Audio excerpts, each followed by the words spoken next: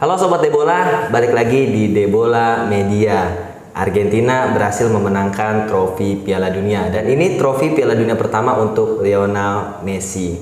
Kita akan coba bahas bersama Bung Eko.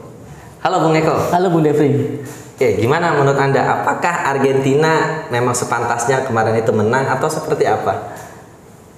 Kalau dilihat tebakan saya sebelumnya kan meleset ya Bung ya. Saya kan lebih menjagokan Prancis untuk menang. Ternyata di lapangan Argentina jauh lebih unggul kan. Kita lihat sih dari awal ya, babak pertama itu di 10 menit awal lah, itu kita bisa lihat Prancis secara penguasaan bola memang mendominasi. Tapi setelah lepas dari 10 menit Argentina menemukan ritme permainannya sampai terjadinya 2 gol di babak pertama. Nah, kita cut situ dulu ya. Kalau menurut saya memang pelatihnya sendiri ini ya keren sih ya, untuk formasi-formasinya bisa berubah. Yang di semifinal dia memakai 4-4-2, ya. Kemudian sekarang berubah jadi 4-3-1. 4-3-1-2. Di atas kertas 4-3-1-2, tapi di lapangan secara prakteknya dia bermainnya 4-3-3. Ya, dengan Di Maria dimasukkan yang tadinya jarang dimasukkan ya. Dan terbukti berhasil. Oke, kita coba ke proses gol pertama. Nah, ini ada yang janggal kalau menurut saya. Di Maria dari sisi kiri ya, kemudian menusuk ke dalam dan terjatuh. Ya. Nah, di sini kalau saya lihat itu kan secara pengamatan saya itu memang terjadi sentuhan oleh Dembele. Cuma kalau itu dibilang pelanggaran atau dalam artian sah atau enggak diberikan penalti, itu 50-50 kalau menurut saya. Karena terjadi sentuhan, memang terjadi sentuhan, tapi sentuhannya itu sentuhan ringan. Nah, antara satu nih, memang sentuhannya itu memang terasa. Yang kedua, apakah si Di Maria ini sengaja menjatuhkan diri. Artinya kalau misalkan 50-50 sah-sah saja kalau wasit unjuk titik putih. Ya, karena kita lihat nih selama parade putaran Piala Dunia tahun ini di Qatar, itu wasit tuh dengan mudahnya memberikan penalti itu. Ya, bahkan di final ini sampai 3 penalti. Sampai 3 penalti. Jadi kalau menurut Sobat Debola sendiri gimana nih? Kira-kira penalti pertama dari Argentina ini sah murni pelanggaran atau memang kesalahan keputusan dari wasit? Coba komen di kolom komentar ya. Kita masuk ke penalti yang diambil oleh Lionel Messi. Sangat-sangat tenang dengan pressure final, kayaknya nggak ngaruh ya ke Lionel Messi. Tendangannya juga datar dan benar-benar mampu mengecoh kiper dari Prancis. Ini salah satunya adalah faktor kematangan sih, dewasaan Messi kan. Yang pertama kematangan, yang kedua adalah percaya diri. Dia matang, percaya diri, jadilah gol penalti yang bisa mengecoh kiper Hugo Lloris. Kemudian kita masuk ke proses gol kedua. Gol kedua menurut saya juga cukup baik ya. Lionel Messi membagi Alvarez di kanan, kemudian Alvarez langsung ke tengah. Ya, ke McAllister. McAllister pun tidak langsung shoot, tapi melihat pergerakan dari Di Maria. Kemudian mengoper ke sisi kiri dan langsung di shoot gol. Ya, ini sih otak serangan ada di Messi sih sekali lagi. Karena kan umpan awalnya dari dia. Messi dapat dari bawah, dia merangsek masuk, terus dia melihat pergerakan Julian Alvarez di sebelah kanan. Lalu dia mengoper ke Alvarez ternyata juga melihat pergerakan tanpa bolanya si McAllister, diumpanlah ke McAllister. Dan bagusnya McAllister ini bukan sosok yang ingin show off. Dia tahu bahwa dia punya rekannya, diumpanlah ke Di Maria. Dan saya salut Di Maria adalah penempatan tendangannya dan posisi tendangannya yang pas di pojok dan bisa mengecoh kiper. Ya, ini murni kerja sama tim yang begitu solid ya dari tim Argentina. Ya, Messi memang kalau dilihat dari semifinal ya tidak terlihat nih gocekan-gocekannya tidak terlihat, tapi mainnya cukup efektif. Efektif sekali. Cukup efektif. Ya, kemudian sampai menit ke-79, nah itu saya pikir sudah habis. Prancis udah kalah total gitu ya, 2-0 ya, minimal paling bisa golin satu lagi 2-1. Nah, tapi ternyata salah ya. Ya. Saya pun sudah dalam artian sudah hilang harapan lah, karena di babak pertama aja sudah 2-0 kan, apalagi nanti babak kedua gitu. Ternyata dari Argentina tidak bisa dalam artian mematikan Prancis saat itu juga. Harusnya kan bisa tambah 1 gol lagi agar ya udah pertandingan selesai, end game punya Argentina. Tapi ternyata daya juang tim Prancis ini cukup hebat juga gitu kan. Kalau sebagai pendukung Prancis ya, Bung Eko kan kemarin bilang mendukung Prancis. Ya. Setelah kena 2-0 itu kira-kira apakah langsung matikan TV atau tetap lanjut nonton nih? Ya, karena saya penasaran, akhirnya saya lanjutkan nonton sampai selesai. Karena jujur kalau saya ketika tim saya sudah ketinggalan pasti saya udah mati karena udahlah. Nah, kalau teman-teman sendiri nih yang kemarin mendukung Prancis kira-kira nontonnya sampai selesai atau mungkin setelah 2-0 yang menit 70-an masih kalah 2-0 itu lanjut nonton atau enggak? Saya juga pengen tahu nih. Coba komen di kolom komentar ya. Walaupun nontonnya sambil gondok ya, karena kan udah kalah duluan ya. Udah kalah 2-0 ya. Iya. Di final kalah 2-0. Babak pertama pula kan. Serangan juga sepertinya lebih banyak di Argentina. Ya, kayaknya udah nggak ada harapan. Ya. Tapi harapan itu timbul ya dari sosok Mbappe. Ya, penalti pertama. Bagaimana proses penalti yang pertama? Kalau penalti pertama kita lihat pergerakan dari Colomoni. Colomoni bergerak dia, ternyata yaitu ada sentuhan dari backnya Otamendi. Otamendi. Jadi ada sentuhan dari Otamendi yang diberikan hadiah penalti oleh wasit. Nah, kalau ini sih nggak ada perdebatan ya, karena saya melihat jelas itu sikonya main ya. Otamendi. Jadi sah penalti 100% lah menurut saya. Tapi kalau semua saya di posisi jadi seorang defender pasti akan saya lakukan seperti itu sih gitu kan. Karena saya orang terakhir yang ada di bola dan saat itu pun sih kalau Mudi juga lumayan untuk sprintnya kan. Ya bahaya kalau lewat. Bahaya kalau lewat. Iya, makanya saya putuskan pasti saya akan melakukan ya pasti ada sentuhan lah gitu kan. Minimal yaitu ada sikutan ataupun ada tarikan. Tapi mungkin pengamatannya mungkin telat, harusnya dulu sebelum di kotak penalti itu dilakukan, ternyata pas di dalam kotak penalti dilakukan. Dan akhirnya Mbappe yang mengambil eksekusinya bagus. Dan ini juga cukup bagus walaupun sudah tertembak ya. Ya. Oh, entah itu kena atau enggak sih? Itu kena di bagian bawah tangan kanan Emiliano masih kena. Tapi masih masuk. Bolanya cukup keras. Ya. Saya juga salut ya dengan anak muda yang satu ini, Mbappe begitu luar biasa dan akhirnya dia top skor nih. Ya, top skor 8 gol. Benar ya? 8 gol. Nah, ini proses terjadinya gol pertama dari Prancis. Yap. 2-1. Harapan timbul kembali gitu kan dari tim Prancis. Saya pikir juga tadinya ya selesai lah 2-1 aja cukup atau mungkin golnya akan di menit-menit akhir. Ternyata nggak seperti itu juga. Hanya berselang 90 detik kan ya, satu setengah menitan kembali gol dan ini juga prosesnya juga cukup cantik. Sama pergerakan juga dari Mbappe, dia melakukan umpan kepada Thuram dan Thuram pun melihat pergerakan Mbappe yang tanpa bola akhirnya diumpan dan sekali lagi penempatan tendangan itu yang bagus. Dan ini first time ya, begitu Thuram umpan ke Mbappe langsung di-shoot dan masuk. Nah itulah jelinya seorang Mbappe ya. Jadi memang secara bakat dia memang bagus, secara teknik dia memang bagus. Jadi wajar kalau sama dia bisa top skor di Piala Dunia kali ini. Ya, akhirnya skor 2 sama dan bertahan sampai 90 menit waktu normal, dilanjut ke perpanjangan waktu. Bung Eko, sebelum kita bahas tentang babak tambahan, ya, menurut saya ada yang perlu kita bahas juga yaitu penarikan Di Maria di menit ke 64 ya. Apakah itu sesuatu yang benar atau salah? Karena kalau menurut saya Di Maria lagi bagus-bagusnya bermain ternyata ditarik. Benar saja di menit 80-an ya Prancis bisa menyamakan kedudukan. Kita lihat pergantiannya, Di Maria itu diganti oleh Acuna yang seorang midfielder gitu kan. Berarti otomatis dari pelatihnya Argentina sendiri ini lebih ingin memperkuat lini tengahnya Argentina. Cuma secara strategi memang benar karena sudah unggul 2-0 kan. Jadi mereka harusnya lebih settle di penguasaan bola agar lebih mengenali permainan. Ternyata Prancis lebih bermain taktis dengan menggunakan serangan balik yang dimana itu yang tidak bisa dalam artian tidak bisa dihalangi, dihandle oleh tim Argentina. Karena setelah digantinya Di Maria otomatis praktis secara serangan Argentina itu jauh lebih berkurang. Biasanya bisa dua sisi kiri dan kanan, sekarang mengandalkan satu sisi. Gitu.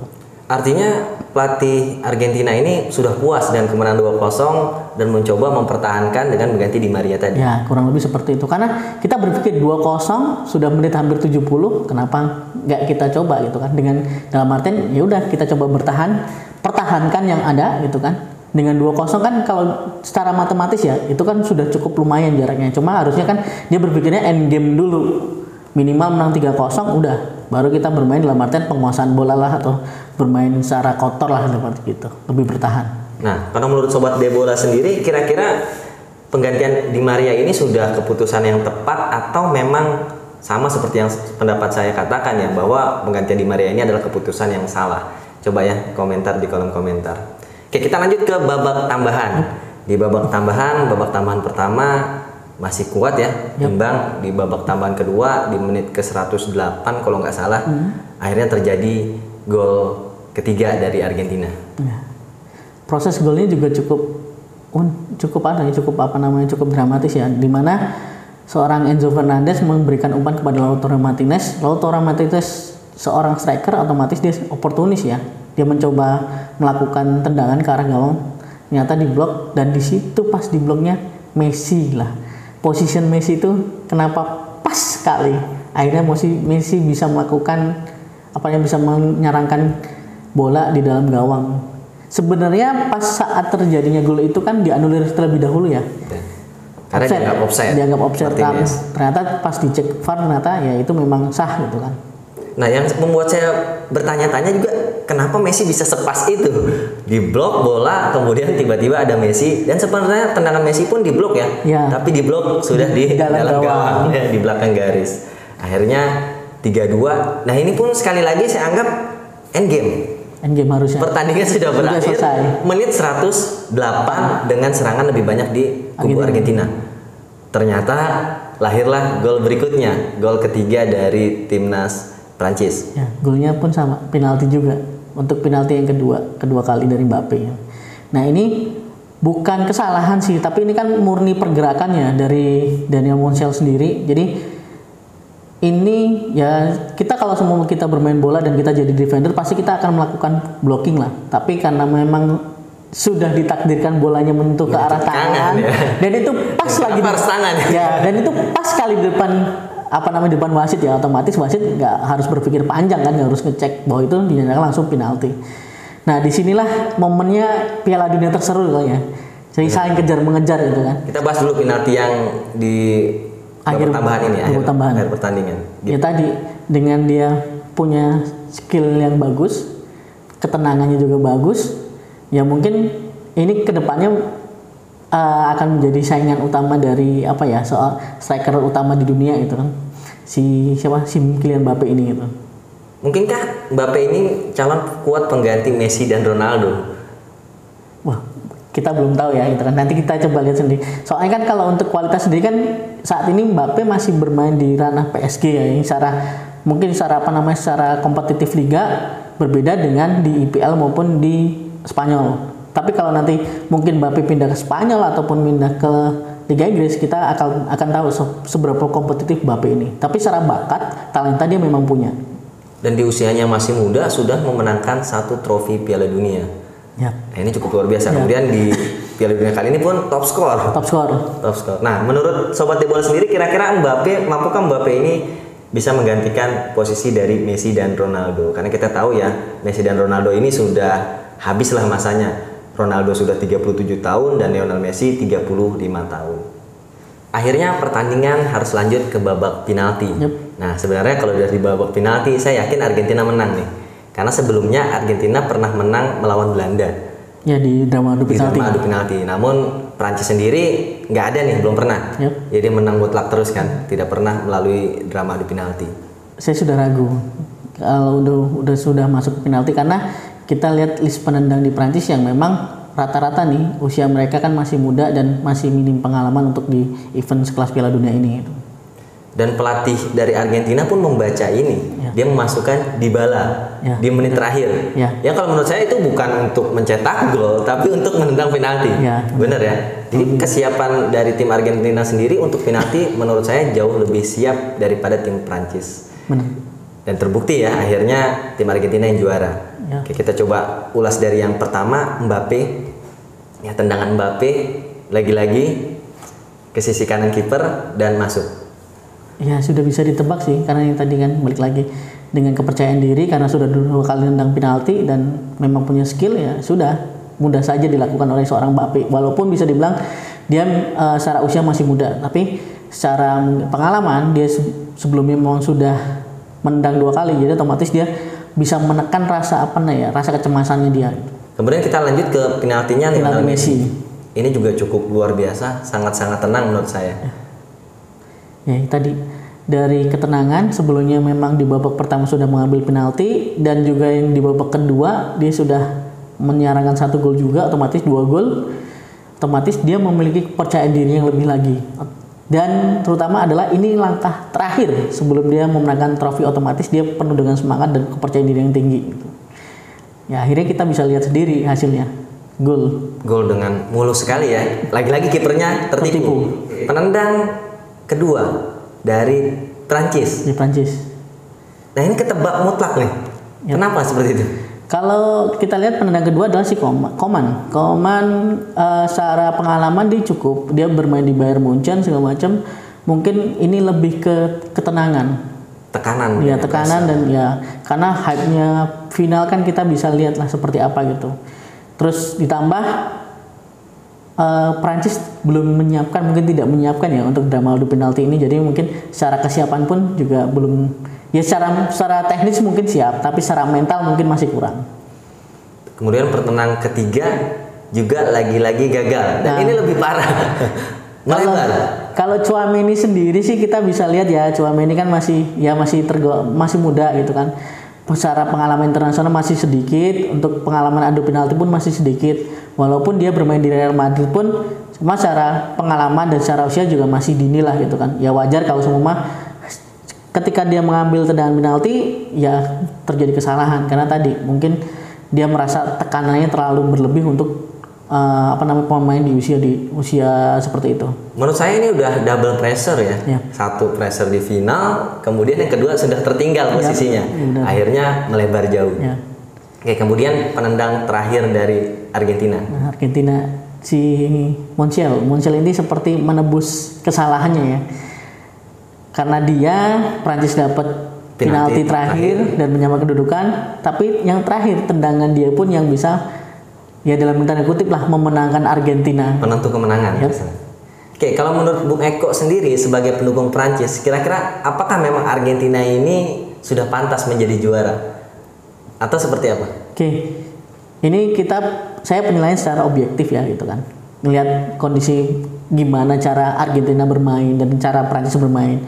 Di atas lapangan, Argentina jauh lebih unggul daripada Prancis. Cuma yang saya salut di Prancis adalah Prancis memiliki semangat juang sampai dengan terakhir.